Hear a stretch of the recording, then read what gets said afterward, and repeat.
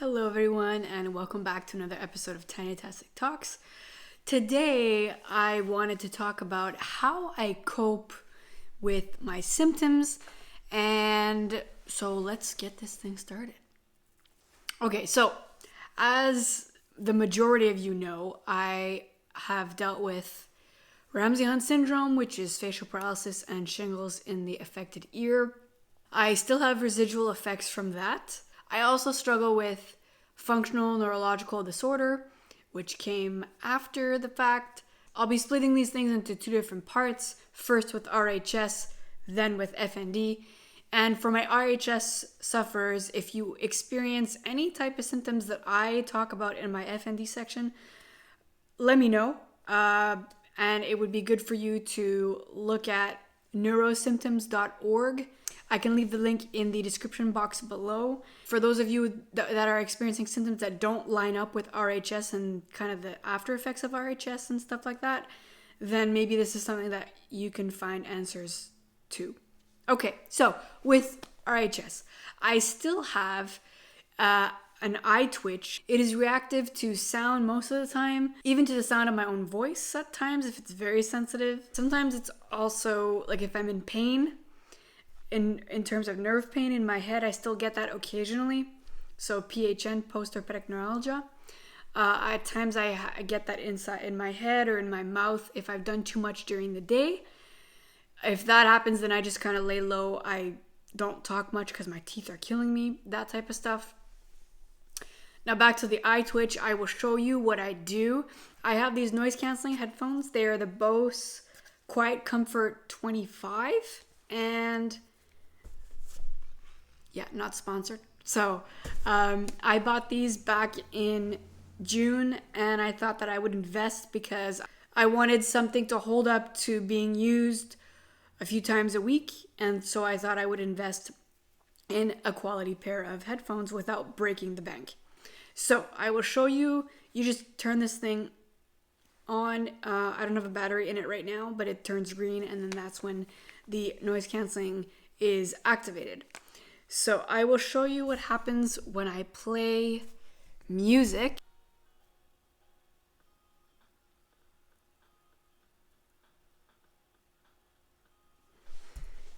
Okay, so it was having its own dance party, right? So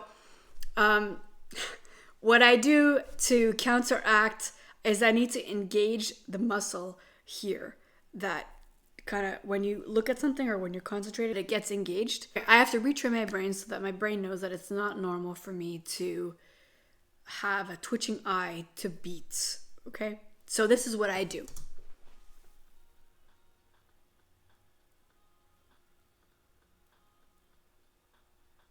So you see the difference? There was no twitch.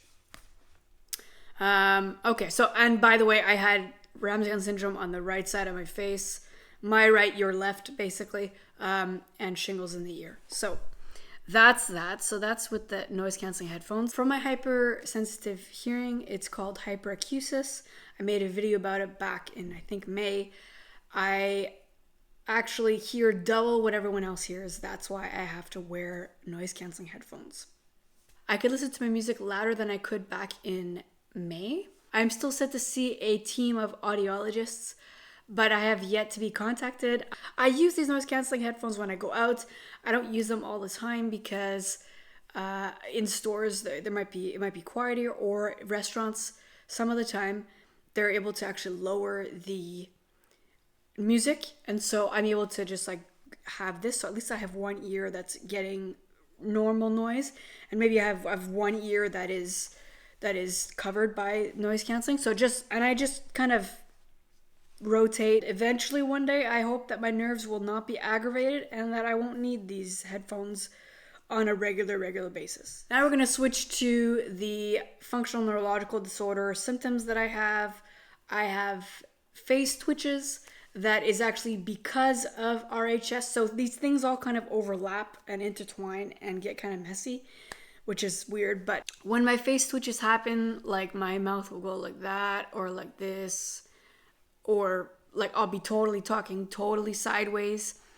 I try to choose not to talk as much because I don't want my brain to think that it's normal to talk sideways or to not be able to pronounce certain words or to stutter. I am a person that already before everything happened, I was easily startled, easily scared. And now when I hear sirens, things like that, I try to relax my body and not get scared so that I am actually training again my brain to know that just because a siren goes off or a car alarm goes off or someone rings the doorbell that I'm not expecting, it doesn't need to elicit a strong reaction. If I teach my body to be relaxed, it can learn over time that that is the appropriate response to external stimuli that I cannot control. I hope that makes sense. One of the many things that my neurophysiotherapist has taught me in terms of retraining the brain, that has been a question of mine over the last year. I know many of us who have FND, we are told, well, you just got to retrain the brain. Well, how do you do that? Well, you do that with CBT and you do that with physiotherapy or occupational therapy, etc. But I don't find there's always a concrete way of actually doing that. It's a nice idea, but I feel like we need more concrete examples. My neurophysiotherapist has taught me this. Okay, so what do I do? So I experienced tremors in my hands. It was worse a year ago and 6 months ago. I was scared to set the table. I was scared to pick up things because I was afraid of dropping them. Now it's come to the point where I'm able to have pretty much good control over my tremors. However, if I get anxious, they will increase.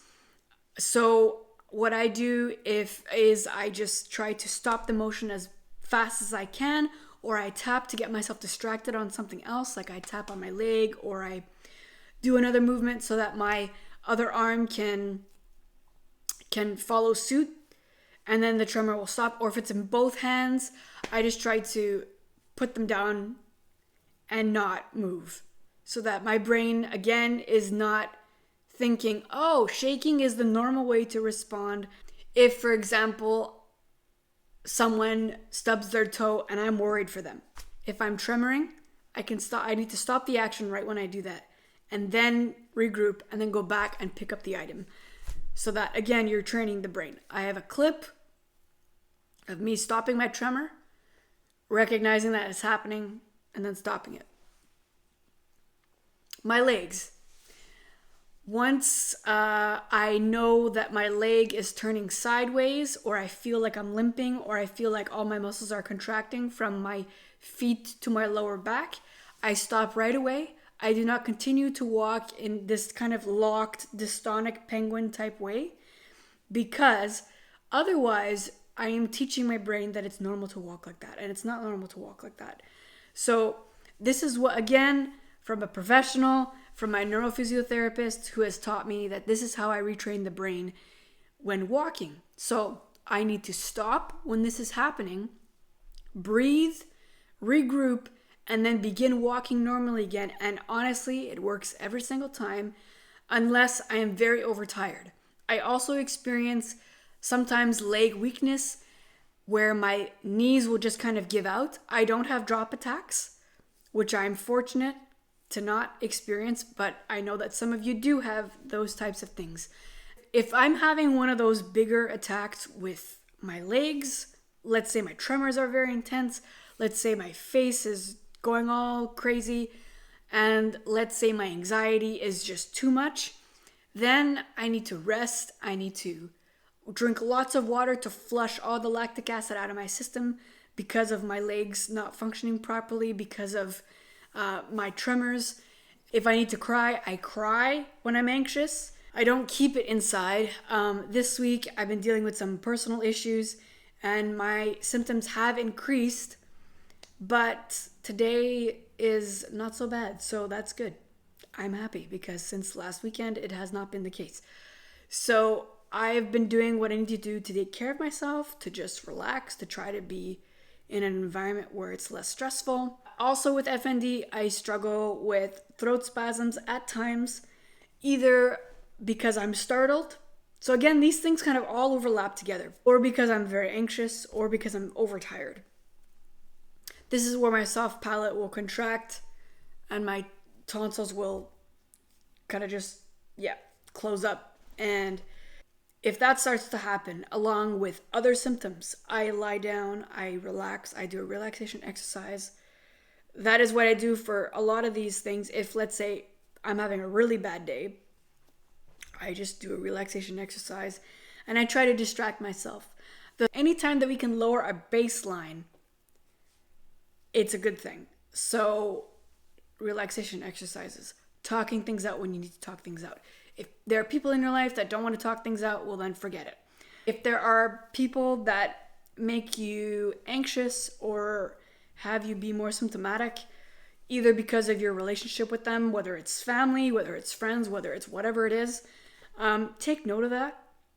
And if you have any questions, please let me know. I will try my best to answer them. You can put them in the comments below or message me directly. My email will be in the description box. If you have not yet subscribed to the wonderful family of Tiny Talks, then do so. If you like this video, then please give it a like. It would really help me.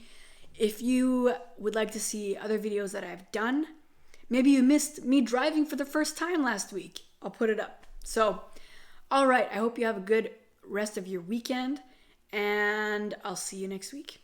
See you.